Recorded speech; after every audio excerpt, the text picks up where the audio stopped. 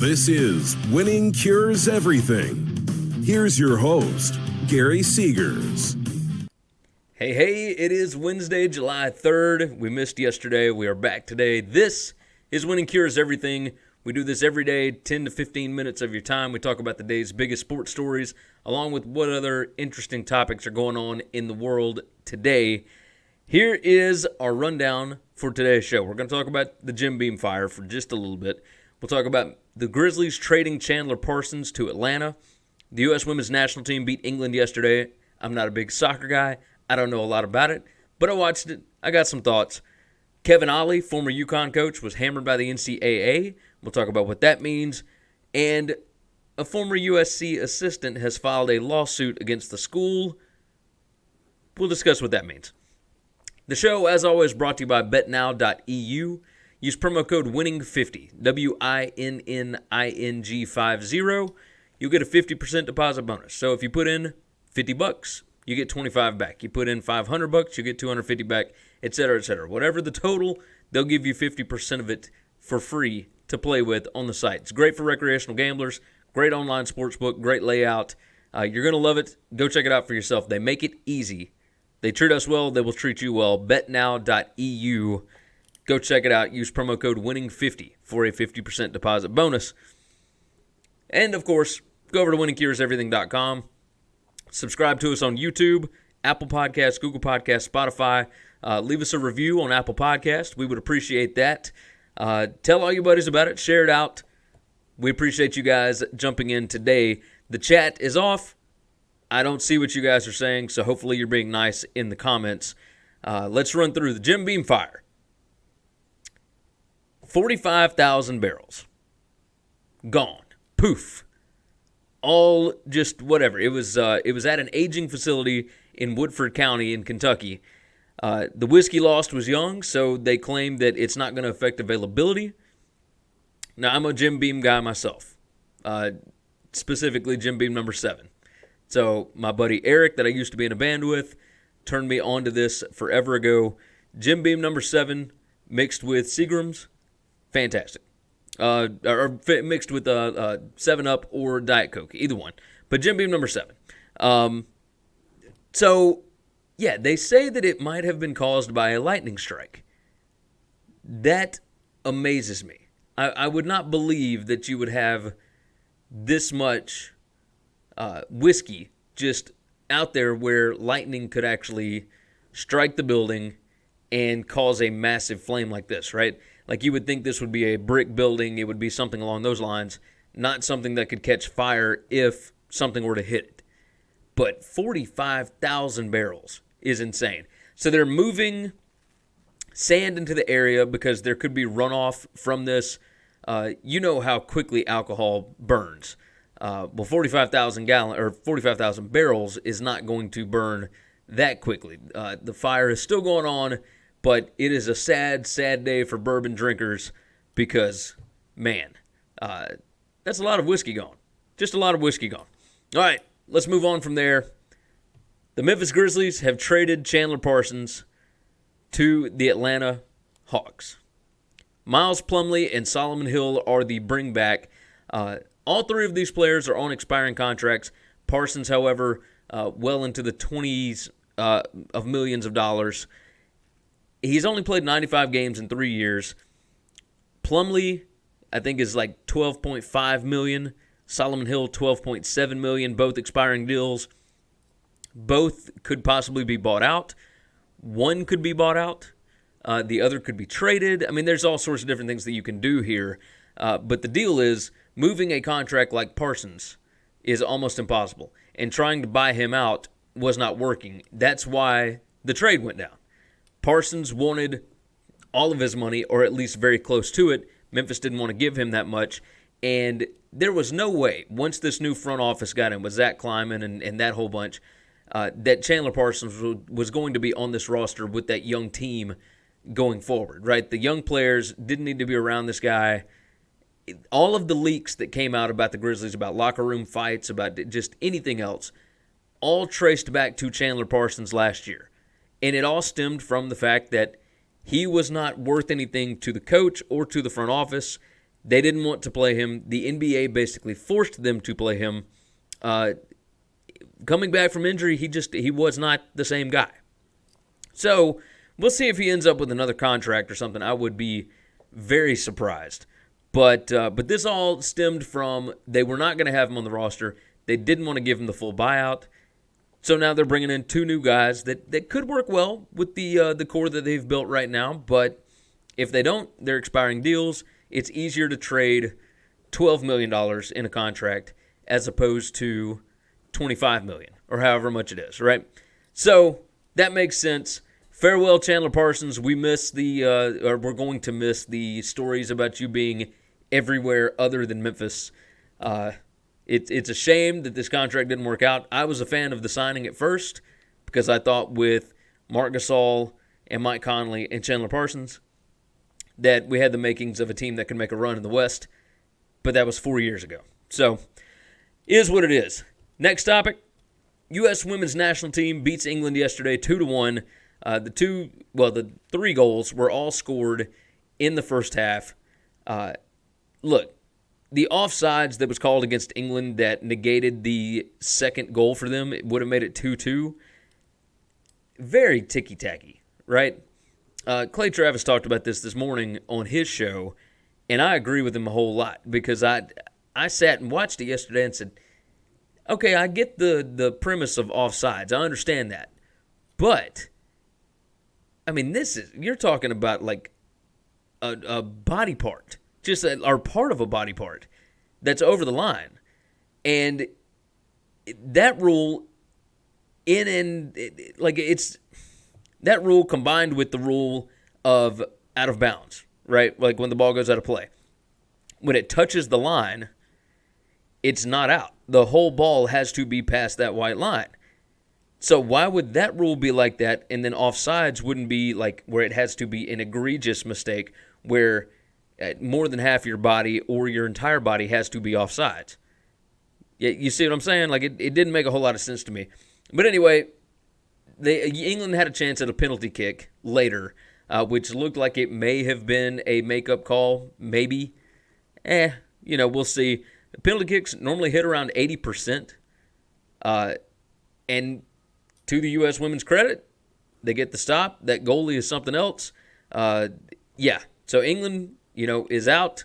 The U.S. women's national team moves on, and they will play in the finals against the winner of the Netherlands and Sweden on Sunday, and it's a primetime spot. I think there's going to be a lot of people watching, a lot of people interested. They did all of this without Megan Rapinoe. Again, really well done. So go U.S. Next topic, Kevin Ollie hammered by the NCAA. Now, this was interesting to me. It was not super surprising, right? They hammered him not for, major things that were going on inside the program. They hammered him because there was some level 3 stuff that he lied to him about and then opted not to come in and do a second interview with them. And I think this is a changing of the guard with the way that the NCAA is going to do things going forward. They didn't really hammer UConn that much. They basically exiled Kevin Ollie from coaching in college for at least 3 years. And what this sets up is UConn basically not having to pay the full $10 million buyout to Ollie. Now, I don't know where they were going to get the money to pay Ollie $10 million to leave and Dan Hurley's new contract and to leave the AAC and to buy in with the Big East and all that. There's a lot of money. Like, they are hemorrhaging money at this point because they're not bringing that much in. So, I mean, this is a major league win for UConn, even if they did get some NCAA sanctions here. What they got is 2 years of probation for the men's basketball program. Ollie got the 3-year show cause, which basically sets up a win in that lawsuit between UConn and Ollie where they're not going to have to pay him. They are able to say that they fired him with cause. He's not going to be able to, because they wouldn't be able to keep him as a coach this year anyway, right? There's no way he gets that buyout money. Now, he may get a settlement. He may get $1 million, something like that. But if you're UConn, you may not even have to do that. There's elimination and vacation of records of games in which certain UConn players played but have retroactively been deemed ineligible. Reduction of one scholarship from 13 to 12 for the upcoming season. UConn self-imposed that one. A $5,000 fine, which UConn self-imposed. And then there's some recruiting limitations, which are a 1-week ban for unofficial visits and any kind of phone communication, all this kind of mess that was already self-imposed, right? All of this is just crazy. Now, Kevin Ollie says that he's not going to coach in college anymore. He doesn't want to do that. He wants to coach in the NBA. He might latch on as an NBA assistant somewhere. I could 100% see it. But yeah, a big win for UConn, even though they got some sanctions handed down to them. Kevin Ollie, that's a big loss. It doesn't make any sense for Level 3 violations to not just admit them to the NCAA. There's no reason to lie about those, right? Gary Parrish from CBS Sports said this best. You lie when it's things that you're going to get fired for anyway. You don't lie when it's things like a Level 3 violation. Like a Level 3 is basically like somebody coming to a cookout that wasn't supposed to be there. Or, simple stuff, right? Like Bruce Pearl got fired over. This situation, you don't need to lie about this. You're going to get dinged with, maybe a week of not being able to recruit or something. But it's not going to kill your program. It's not going to kill your career. In this instance, 3 years without a job in the NCAA, even if he doesn't want to do it, it's still going to cost him $10 million because UConn's not going to have to pay him the buyout. So, just an absolute mess, Let's move on to the next topic. This is from Monday. Ex-USC football assistant Rick Courtright has filed a lawsuit against USC, and he alleges that he was forced out after reporting possible NCAA violations. Nathan Fenno, for the Los Angeles Times, wrote about this. He is alleging that undergraduate students were paid to pose as graduate assistants from the team to take online classes on their behalf and fulfill their degree requirements. He was a defensive quality control assistant from 2016 to 2018, Rick Courtright was. He claimed in the lawsuit that he overheard graduate assistants Brett Ark and Austin Clark discuss working with defensive coordinator Chancey Pendergast to pay two students with low-level positions in the program to take online classes for the graduate assistants. All of this stuff. Now, he said, upon witnessing these events, Courtright believed that the actions of Pendergast and the graduate assistants violated state and federal laws and regulations, including academic fraud and fraud with the NCAA. Courtright reported the allegations to USC's Athletic Department Compliance Office in June 2017, and he also filed an anonymous complaint with the school. So USC's investigating, et cetera, et cetera. Throughout the lawsuit, he says that, he also reported that players warmed up before games without protective equipment or full-time coaches to supervise them. Let's see. He subsequently reported concerns that the graduate assistants might have violated NCAA rules by driving full-time assistant coaches while they recruited and used a school courtesy car for personal reasons. So all of this stuff, he's making a list, right? Courtright. He's making a list of different things that USC is doing wrong. And then he gets upset. He said the complaints triggered retaliation against Courtright, according to the lawsuit, and led to his ouster from USC. It said he became subject to several harassment incidents in the office, including but not limited to someone gluing his mouse to the table, someone logging into his computer and moving it to a different location in the department, someone stealing his ski cap and jacket from his locker, someone leaving sticky notes around his desk with snide remarks on them, etc. He said that he was suddenly ostracized and that staffers refused to interact with him and would abruptly end or cut off conversations when he appeared. Everybody knows how this works. Snitches get stitches. And if Courtright thought that this stuff wasn't happening at every other major football program in the country, he's lost his mind. If all of this stuff goes on without him saying a word about it, he has deniability. He can go through and say he didn't know anything about it. It would never hurt his career.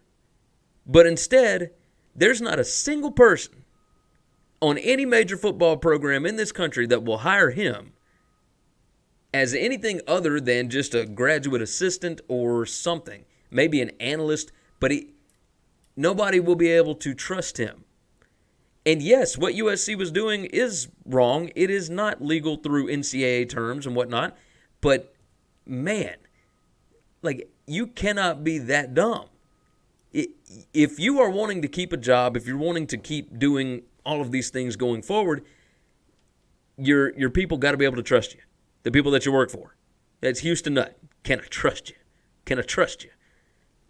Courtright, good gracious. Like, you have to be smart enough to realize that turning these people in, like, you could end up losing your job anyway. And this was just bananas. The lawsuit said USC coach Clay Helton told Courtright in January 2018 that Pendergast didn't want to retain him because, quote, things weren't working out, and barred Courtright from campus and the football offices. Look, he told on his boss. So, of course, when it comes down to it, that's the way it normally works, right? Like, the boss is not going to get fired. The quality control assistant is probably going to be the one to be let go. It's a fascinating read. Go over to the Los Angeles Times and check it out. The title of the story is Ex-USC football assistant alleges he was forced out after reporting possible NCAA violations. It's from Monday, July 1st. Go check it out for yourself. All right, that's going to do it for today's show. We appreciate you guys coming in. Share the show out. We will have shows on July 4th and the 5th. We are rolling through the Sun Belt Conference. It's going to be a lot of fun. I hope that you will join us. Like I said, subscribe on YouTube, subscribe on Apple Podcasts, Google Podcasts, Spotify. Leave some reviews. Jump in on Periscope, jump in on Facebook. We will see you guys again tomorrow. Thanks for checking out Winning Cures Everything. If you want to keep up with us, hit subscribe on YouTube or your favorite podcast app. Visit the website at winningcureseverything.com, or you can like us on Facebook or follow us at Winning Cures, at Gary WCE, or at Chris B. Giannini on Twitter. Share out the show, leave a nice review, and make sure to comment and tweet at us.